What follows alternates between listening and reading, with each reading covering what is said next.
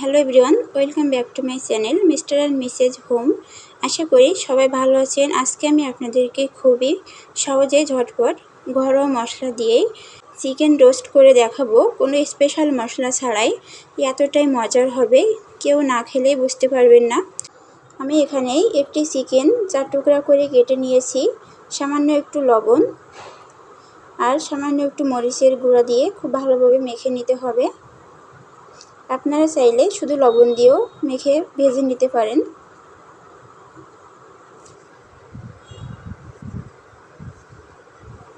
দুই পাশটা খুব ভালোভাবে মেখে নিয়েছি। এরপরে চুলায় একটি প্যান বসিয়ে দিয়েছি, পরিমাণ মতো তেল দিয়ে দিচ্ছি। তেলটা গরম হয়ে গিয়েছে, এবার আমি চিকেনটা দিয়ে দিচ্ছি।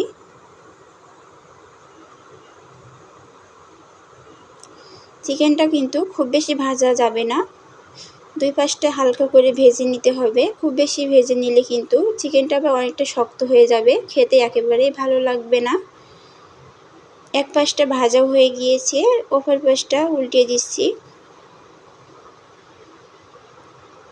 মিডিয়াম আঁচে কিন্তু ভেজে নিতে হবে। দেখতে পাচ্ছেন বন্ধুরা, আমার চিকেনটা কিন্তু ভাজা হয়ে গিয়েছে। এবার আমি তেল ঝরিয়ে উঠে নিচ্ছি। আমি একই তেলে পেঁয়াজ বেরেস্তা করে নিব। আমি এখানে 1 কাপ পেঁয়াজ কুচি দিয়ে দিয়েছি। এবার বেরেস্তা করে নিব। পেঁয়াজ বেরেস্তা করার সময় অনবরত নেড়ে বেরেস্তা করে নিতে হবে, তা না হলে এক পাশ কালার আসবে, অপর পাশে কিন্তু কালার আসবে না। দেখুন বন্ধুরা, আমার বেরেস্তা কিন্তু করা হয়ে গিয়েছে। এরপরে আমি একই তেলে রোস্ট রান্না করে নিব। এখানে কিছু মশলা আছে, তেজপাতা, 2 টুকরো দারচিনি, এলাচ, গোলমরিচ হালকা ফোড়ন দিয়ে নিয়েছি। এরপরে দিয়ে দিচ্ছি 2 টেবিল চামচ পেঁয়াজ বাটা। পেঁয়াজটা বেটে রান্না করার চেষ্টা করবেন। রোস্ট রান্নার সময় কিন্তু পেঁয়াজ বাটা দিলে সবথেকে বেশি মজা হবে। 1/2 টেবিল চামচ আদা বাটা, 1/2 টেবিল চামচ রসুন বাটা। এবার মশলাটা একটু হালকা ভেজে নিব, তাহলে কাঁচা গন্ধটা আর থাকবে না।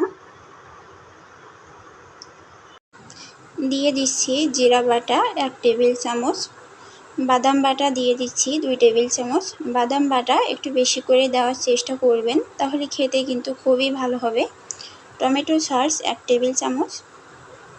এবার মশলাটা খুব ভালোভাবে ভেজে নিব আরও কিছু সময়ের জন্য।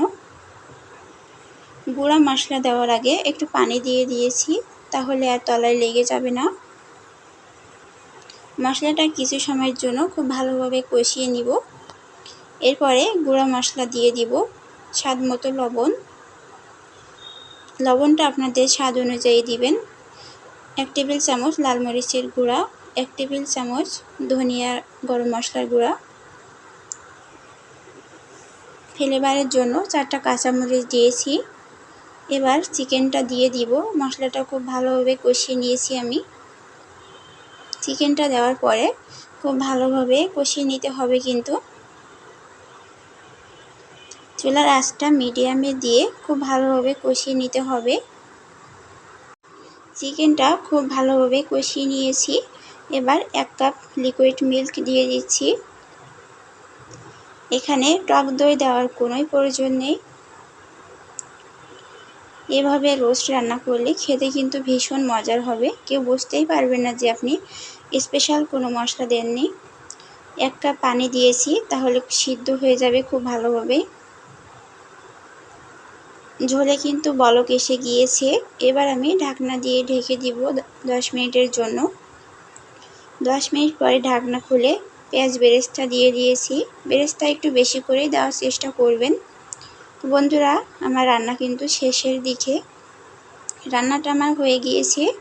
এবার আমি আপনাদেরকে পরিবেশন করে দেখাচ্ছি। দেখলেই তো বুঝতে পারছেন যে কতটাই মজার হবে। দেখলেই কিন্তু মুখে পানি চলে আসতেছে। এরকম চিকেন রোস্ট খেতে কিন্তু ভীষণ মজার। পোলাওয়ের সঙ্গে অথবা গরম গরম ভাতের সঙ্গে খেতে কিন্তু খুবই মজার। আজকে আমার রেসিপিটি যদি ভালো লেগে থাকে তাহলে অবশ্যই লাইক কমেন্ট করতে ভুলবেন না, আর আপনার বন্ধুদের সঙ্গে শেয়ার করবেন। অবশ্যই আমার পেজটিকে সাবস্ক্রাইব করে রাখবেন। সবাই অনেক বেশি ভালো থাকবেন। আল্লাহ হাফেজ।